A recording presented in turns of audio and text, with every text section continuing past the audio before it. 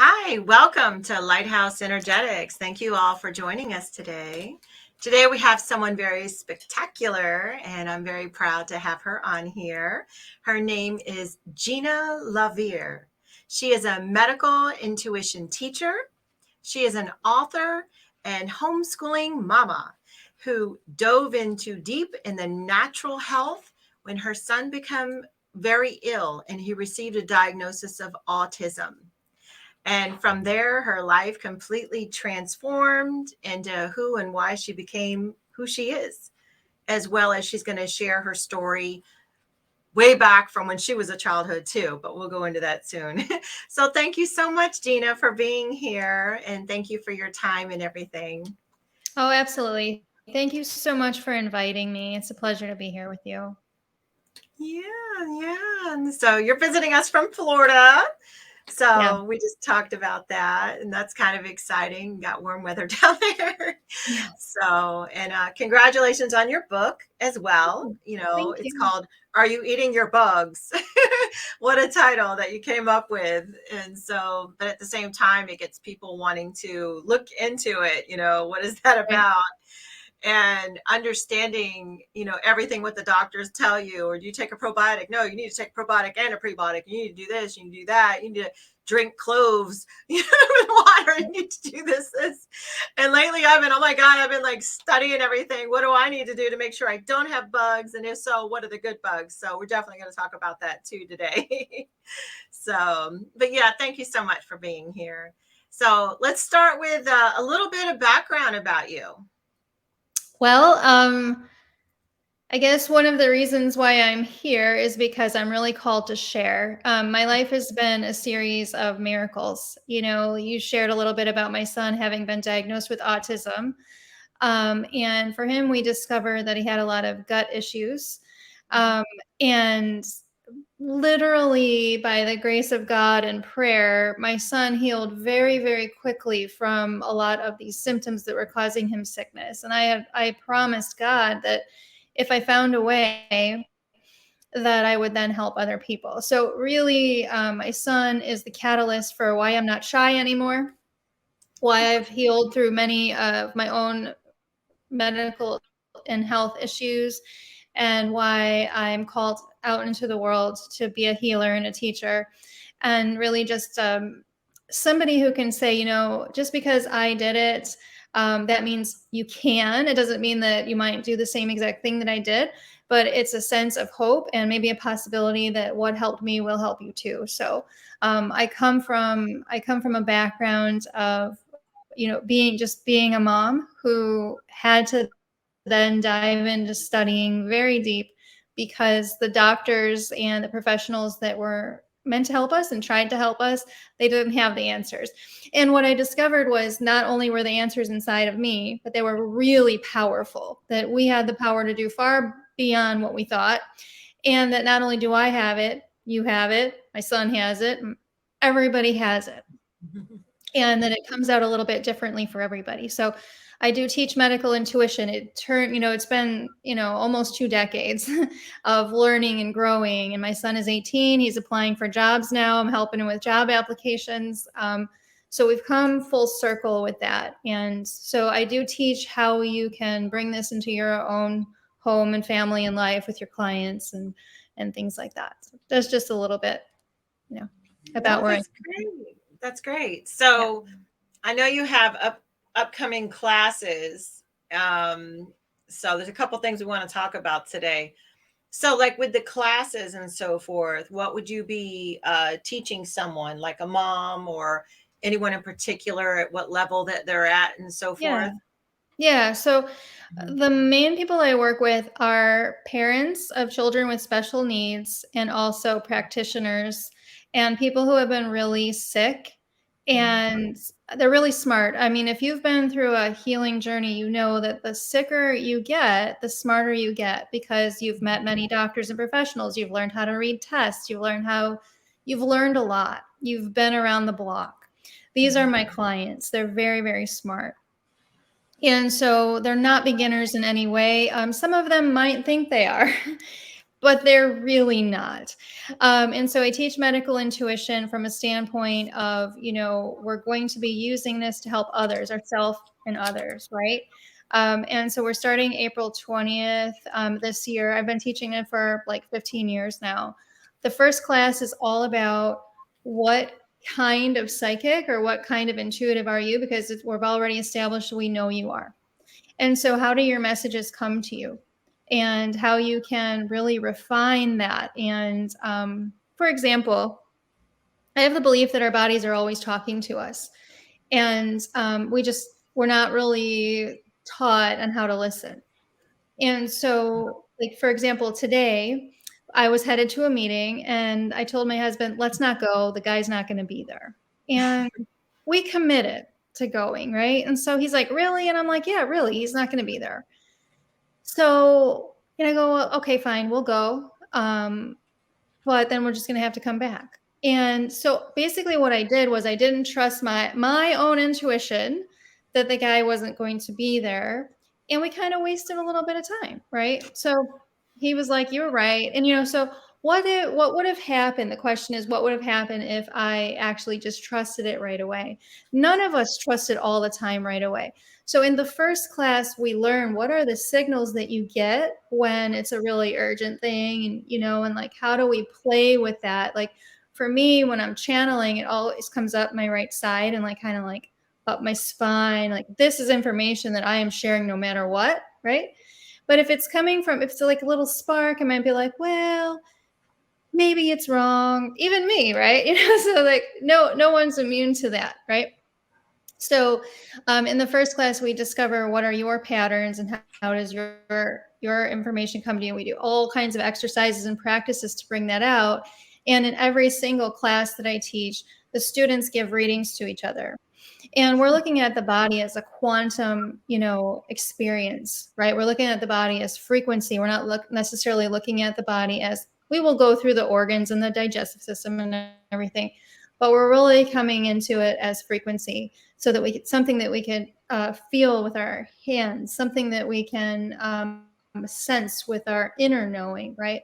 So a lot of times, just in the beginning, people need confidence that these signals that they're getting are real and will prove tangible results. So we do readings on each other, and they see right there in the first class, no matter if they're 50 years old or 20 years old or a doctor or a teacher or mom, whatever, they're going to give accurate medical intuitive readings to each other in the first class. In the second class, they're just going to get better and better as time goes on.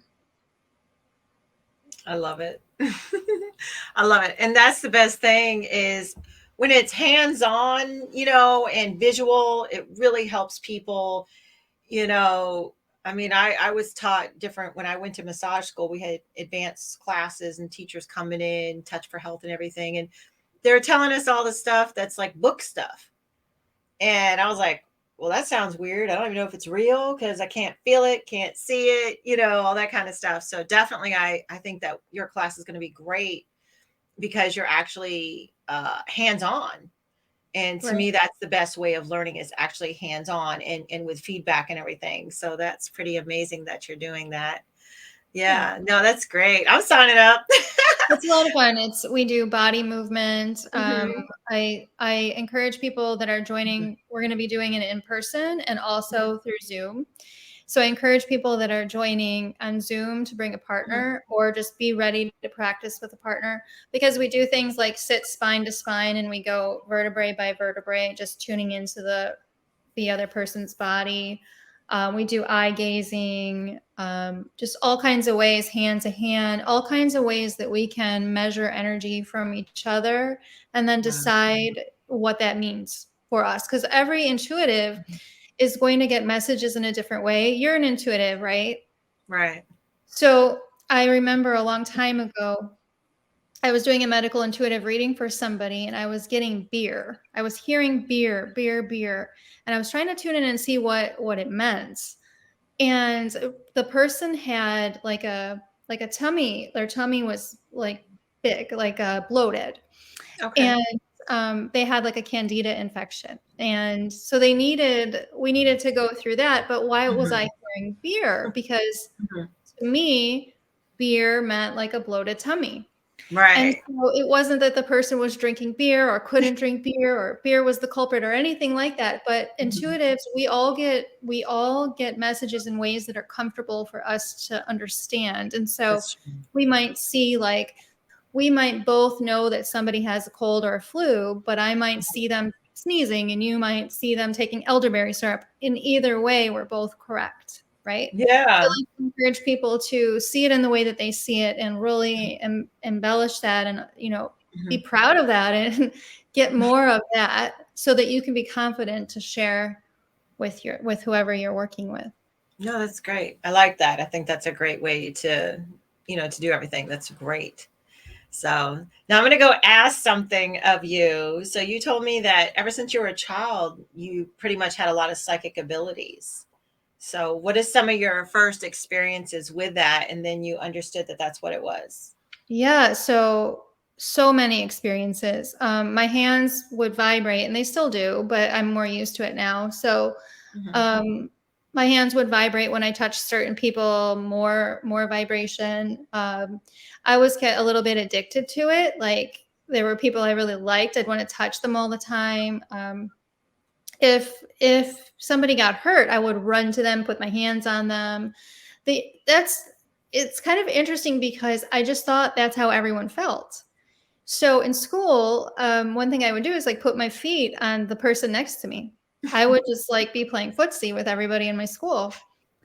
And I remember being like in eighth grade, literally that old, realizing I was like dipping fries into ketchup and eating it. And I loved it. I loved the way it felt in my hand. And my friend was like, "No, I don't know what you're talking about." Um, and the other thing was closing my eyes and having all the visions that I had. So I would close my eyes and I would see all kinds of things, all kinds of stories and like vivid. Just all I have to do is close my eyes. And I remember being 30, no, like 25 years old and telling my husband, what do you see when you close your eyes? He's like, black. And I'm like, you don't see colors? And he's like, no. So, I mean, I had a real innocence to it as well, and still will discover things that are normal for me that are not normal. Hmm. Like going to bed at night, especially when I was a child, but even still, if I'm as an adult, when I'm extremely tired after a long day, I go to bed at night and I can hear people's thoughts, and I can hear maybe what's going on in the neighbor's house or who's ever. So it's very important for me to keep my space really sacred. Yes. Yes. But I used to hear everything. You can hear what was happening in this place 100 years ago, all those things. So now as a kid, I'd have to go and sleep with my parents. I'd knock on their Mm. door at like 9, 10 o'clock at night, like, please, can I sleep with you guys? Because they would comfort me. Right. And actually, I find that my daughter has to do that too. And she's 9 and she has all of these things. And I thank God that I can explain it to her. But she takes pain out of people's bodies. I always took pain out of people's bodies, like took my dad's pneumonia, all these things. And as a child, I didn't have any direct protection from my parents because they just didn't understand. They were just great, but like they Hmm. could comfort me, but they couldn't really understand. Like Right. I would say, things about when I was an adult, but I was a kid. So I'd be Hmm. like, like back when I was over there, and what, and just all the things they didn't know how to respond to. And at least with my daughter, I can converse with her about that. But yeah, I mean, I used to see my great grandmother. She was passed away, I used to see her all the time walking down the stairs with her. She had a cane and she would walk down the stairs. And I literally thought at that age that everyone could see what I saw. There was one time at church, we went to a Catholic church, and one time I saw Jesus there, and he was like on a chair, and then the priest went and he sat down on that chair, and I was like, "You just sat on Jesus," like really loud in church. Um, So I had scary experiences and sweet little innocent experiences. I was just very tuned in, and nobody else that I knew um, was so much tuned in. And it became something I didn't want by the time I was in high school. I tried to act stupid. I tried to act like I didn't understand things. I tried to dumb myself down in any way that I could. Um, like pretend I didn't understand science and math and stuff like that, just because everything in my head was so loud. I wanted less attention. Mm-hmm. I wanted to be less, so I went through that. And then when I met my husband, I think I was in my 20s, and I was not well. I was not Mm-hmm. healthy. And he did some energy work with me. He showed me how to do hypnosis. He healed me from asthma and all kinds of things. And then he's like, you can do this. And I'm like, yeah, And then as time went on, I was just helping people. Like, Mm-hmm. how that happens. People know that you can do this, and they help, but when my son got sick, that was a turning point, because nothing, it was literally my hands-on healing that was Mm-hmm. soothing him, and even from a distance. So even when I wasn't in the room. And then we had a turning point where we were on vacation and he was sick. Mm-hmm. And my mother called me and she's like, he's so sick and he's got 100 and whatever fever and we're taking him to the hospital. I said, no, Mm-hmm. like, let me take care of this. And I went into meditation and I removed, he had a bowel obstruction and he just needed to poop. He just had like constipation up here. And so I did that from a distance, and then I was like hooked on it. I was like, okay, God, just like show me the way and I'll do it. And that was like in 2007, and here I am. So No, that's great. That's great. Yeah, because I think a lot of us, when we're younger, whether we're have night terrors, dreams, become warriors in our dreams, all that, and especially when you have parents that don't understand. So I mhm. get it. And yeah, I think that's a good topic also in itself, to talk about with people, because again, we all have children and we all go through different things, and we have battles even in the astral realm, and people aren't aware of that, unless they've experienced, they don't even know. So I think having a mentor for you and for your children is really, really great. And that's what I like about the podcast and stuff like that. We're able to get stuff out there and educate people. So like if there's any moms or dads out there, they can contact you, hey, well, my child goes through this or through their dream state or whatever. How can I help them? Or they have these gifts and abilities. How can I help them as a parent? Because I feel like I can't help my child and they need help. And that's why I feel like coming as a collective is really beneficial right now, for everybody, whether you're man, woman, grandma, anybody who's out there. I feel like it's very, very important. So thank you for sharing that. And so I want to ask, so a little bit about yourself too. Like you've had a lot happen to you this lifetime, and you're still young, and so it's pretty amazing, and how bright you are through all of it. So I'm really happy that you're still your bright self. Thank you. So you went through like a near death experience, as well as had a past life regression. Was that a session also after that, or what was that? Well, when I was like 6 or 7, Mm-hmm. I was swimming in the backyard pool with a boy across the street, and we weren't supposed to be in the pool. And I was like, I'm gonna dive in, and I dove in. I hit my head on the bottom of the pool, and I just started going. It was a beautiful experience. There was no pain at all. I started to take in all the water. I mean, I remember it like it was yesterday. There was no pain. There was no pain hitting my head. There was no pain swallowing the water. All it was light, and like tunnels of light, and so much love. And I was literally going home, and somebody saved me. And I was really, really upset for a while, for a couple Mm-hmm. days, because I didn't understand. I mean, I was young enough to not understand that it would have been like a permanent thing. And you know what I mean? Like, I was just like, wow, I wanted to keep going in it, because once I got out, there was a lot of pain. Everything hurt. My lungs hurt, my throat hurt, my nose, and I was a little bit sick for a little while after that. So yeah, that happened. And I've had seizures that sent me out, where I went out and was like there and decided to come back. So I've had that happen to me 3 times. I've had 3 near-death experiences, 2 of them with the seizure. Actually, I had 4. I don't remember the first one. When I was a baby, I had the measles, and I think I had like a over 105 fever, and I went out, and my parents, well, they brought me back, but I want to say my mom told me that they had to put me on ice, like to wake me up, to like, I don't know. I can't remember. I don't remember that at all. But for somebody to have that many near-death experiences at one lifetime too is really interesting, because I do think it does something to our physical brains. And I do think a lot of the experiences I have are questionable, because we can say, well, you had brain damage, so you had this thing.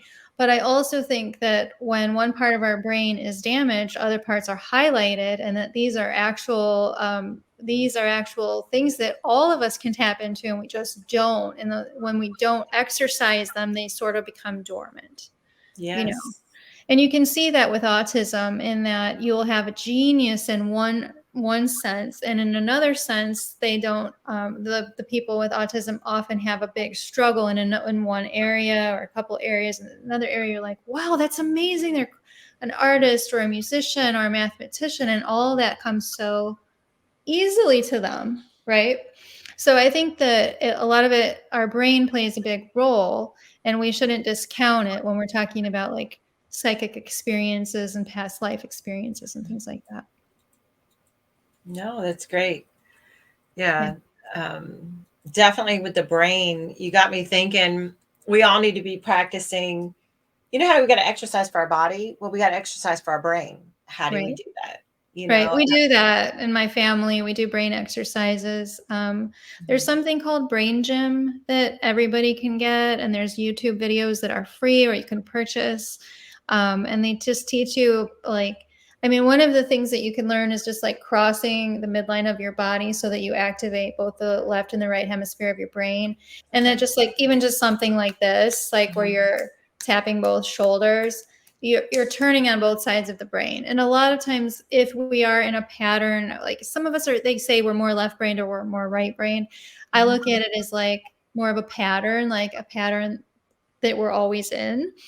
And when you do this, even if you're doing the same activity, you're doing it in a new way. You're kind of opening up new neural pathways in your brain. So other things I like to do is like take your non-dominant hand and brush your teeth with your non-dominant hand, draw with your non-dominant hand, open the, just learning something new and doing something different with your body is also helpful for the brain. Yeah. So when I first heard about that when I was younger, this probably wasn't the smartest thing to do. I started to learn how to drive, and I would Oh, use my other foot. oh, yeah, I would use my other foot. And sometimes I'd practice with the left hand, like you said, because I'm right-handed. I practice with the left hand, and I would do that as well. And the other thing that I would do that people should definitely do is change up your routine, right. because it's a built-in pattern and it really sparks a fire with the brain. So park in a different spot in the parking lot, do something totally different. Go to a new Starbucks. And again, guess what we're talking about now? Besides our other part of our brain, we're also talking about parallel universes. Mm-hmm. And so that as well, the brain is just so amazing, is what I'm saying. And you're living proof of it. So I think it's it's great, and it gives people hope, especially when they're going through stuff and then they listen to the doctors and they feel like that's the end, there's no hope, and then they get discouraged and they don't even try. And that's what's sad. And I don't like that.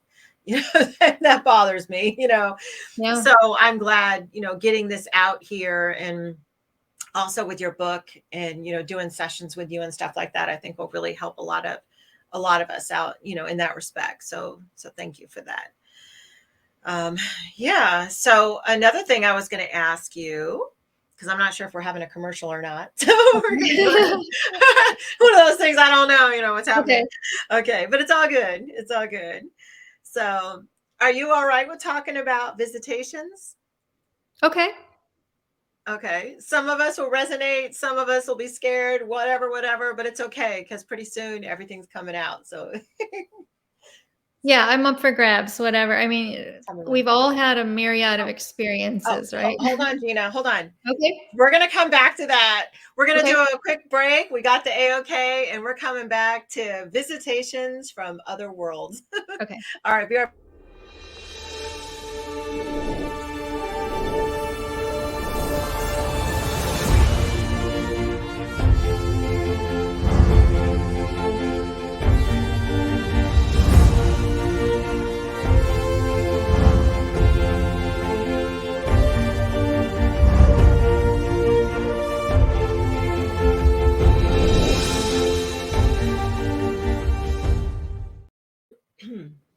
Sorry, I just drank a bunch of water. All right. Thank you, everyone, for returning. Okay, so we're going back in on the question with Gina LaVerde here. So, what are your experiences with visitations? So I suppose my most poignant experience is when I was in Sayulita, Mexico in like 2012. It was 2011 or 2012. Mm-hmm. And you know how everything is connected. So I was led to this place. Like there was this voice in my head, uh, go here, go to Sayulita. So we had started in Cabo and we went to Puerto Vallarta, and then all of a sudden we find ourselves in this like what I called our fairy cottage. It's like this beautiful little tree house that we were living in. And I'll try to make the story like a summary. One night, I wake up feeling really sick.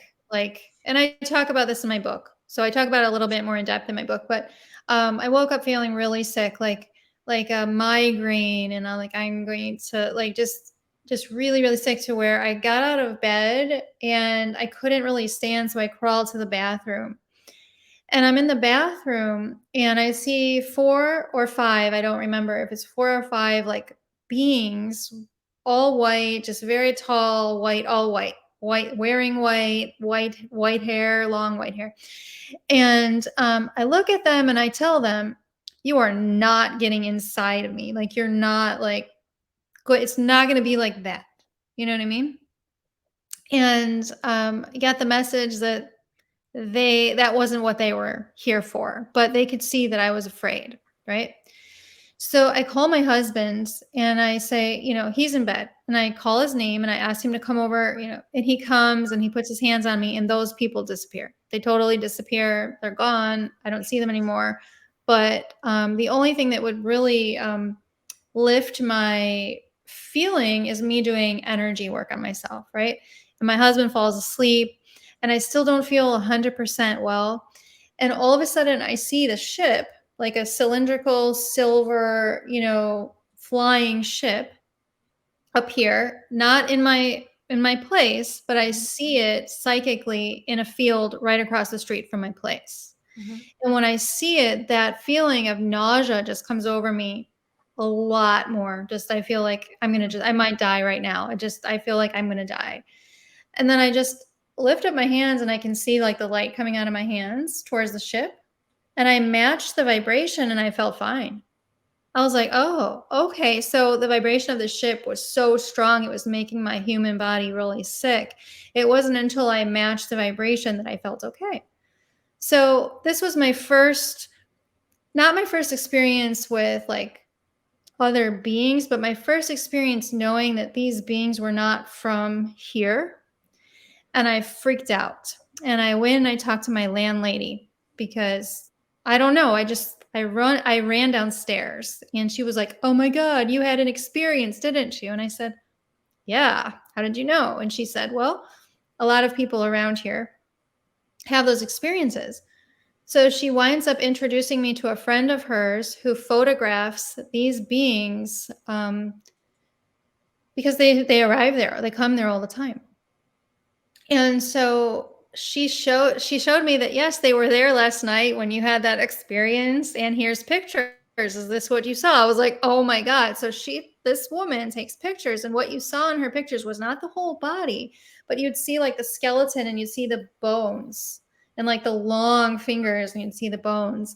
And I asked her, who she thought they were, and she gave me a name, and I'm not going to say the name because they then came back, they returned and said, we are who you are calling that, but that is not what we call ourselves. And so I don't need to say the name, but they then came back many nights to visit me. And they were very interesting because one of the nights I recall, they took me out into the street. So I don't remember if I willingly went with them. All I remember is I was in bed and now I'm in the street right in front of my house. And there was 4 of them this time. 2 were men and 2 were women, although they look very androgynous. Like you can't really tell who's a man, but you can feel like, So they take me out on the street, and they were to teach me about manifestation and what it really means and how humans have time. We are gifted with time so that we can go through our emotions, so that we don't manifest all the things that we're afraid of and all the things that we don't really want. Right. And they were showing me my power to manifest, and they were showing me how I was manifesting my fears. So I said that at the time I needed a car, and they were showing me manifesting like a sloppy jalopy kind of car. And, and they were showing me, and they were so kind and so gentle and so like patient with me. And I was making mistake after mistake after mistake. So they trained me on that. And then they came back another night. And how I would know also that they came is they would always leave something like, I'd be like, that wasn't a dream. That was real. The night, the third night that I recall, I woke up and he was sitting right by my bed looking at me. And I said, what? Like, what do you want? Or why are you here? And he said, we are very interested in your emotions, yours, mine, specific, and how powerful they are and what they can do. And almost like they were in awe. And it became at that point that I realized that they have 0 power over us. They have their own wants, needs, desires, hopes, dreams, skills. They have their own things that they're in search of. They're not higher beings. They're not saviors. They are just people who happen to have the technology to do something that maybe you and I don't, or maybe we do have the technology to do. But my family's had many experiences. My daughter tells a story about ship that we saw in San Diego. We were driving, and we saw a ship, and I remember this part. We saw a ship in the sky, and it's just very strange because you're looking around, you're on the highway, you're driving, you're like, does everyone else see this, or is it just us? And my whole family saw it, so that was cool. But then my daughter Violet tells a story about how the ship came down and it landed on the road in front of us. And she doesn't tell a story about how anyone came out of it at all. But she tells a story about how it landed there and mommy and daddy just didn't do anything. And like, we don't remember that. We have no recollection of that, but we trust my daughter that she's definitely telling the truth. I've had enough experiences to know that something outside of this exists, or at the very least, the government sends some, weirdos to my house pretending to be this, because they leave proof. They leave messages. They'll tell me things or give me things, or like the lady had pictures. It's not the most, I think important thing, but what happened on one of the occasions was that they took me back, and this wasn't my first past life regression, but more like my third. And I was already okay with what was happening in my body at the time, because I would go back in time in my mind, and I can tell you that I was gone for 100 years. When you go to sleep for 10 minutes and you feel like you've been sleeping for hours, well, imagine if you felt like you were gone for 100 years. It's a really kind of a terrible sensation inside. So this one time that they came, They took me to 1969, where I died in a car crash in Chicago on New Year's Eve. And they showed me what happened, and I went on a gurney, and I flatlined, and my parents were there, and I saw them as I was passing, and I felt very guilty and all of these things. I integrated with that person who I was in 1969, and I don't drink in this lifetime, and I don't do any drugs, and I really just can't. So it's Right. kind of a truth, and it's also kind of like if I do sip something, I'm sick. I'm sick. I can't. My liver can't take it. So when I integrated with this person who I was in that lifetime, I recognized that she was on drugs and drinking when she was driving, and that was why. And so when she came really in and healed my liver a lot. There was a big shift in my life, of a shift that I still cannot explain. I can't explain a lot of this stuff, but after that occurred, it was sort of like a 7 or 8 hour experience at home. My husband was there. I was like giving information out, telling him what I was seeing and happening. And then all of a sudden everything was okay. Well, when we left our apartment that day, our landlady kicked us out of the house. She turned into a totally different person. Um, I had friends who used to have a sister. Now they had a brother. I had people who had like brown carpet. It turned white. Literally had pictures of myself that I would have been wearing purple and I was wearing pink. I went into a different reality. I went into a different timeline. Wow. I had a client with a daughter who passed away at the age of 19 in my actual reality. And then in this new life, she passed away at the age of 3. I had friends who were no longer my friends. Like I knew them, but they didn't know me. I had people who had different names. And I would tell them how I knew them. I thought your name was this. She said, oh no, that's my father's maiden name. I would never use that name. I don't know how you knew it. I'm like, well, I knew it. So there was so much like evidence for me to be like, what in the world happened? And this was again in 2012. So I had sought out like different counselors. Like, am I nuts? Like, there's too many. Like, I had clothes that I gave away. They got movies about that now that just came out. You know that, Yeah, right? I haven't. You need to show me because there are movies about it, and just so you know, that's a parallel universe. Yeah, so somehow you got put on a, it's like on a train. You got shifted to this train going on this path that's kind of parallel but different. You got shifted in a, yeah, it's like an ultimate, what do you call it?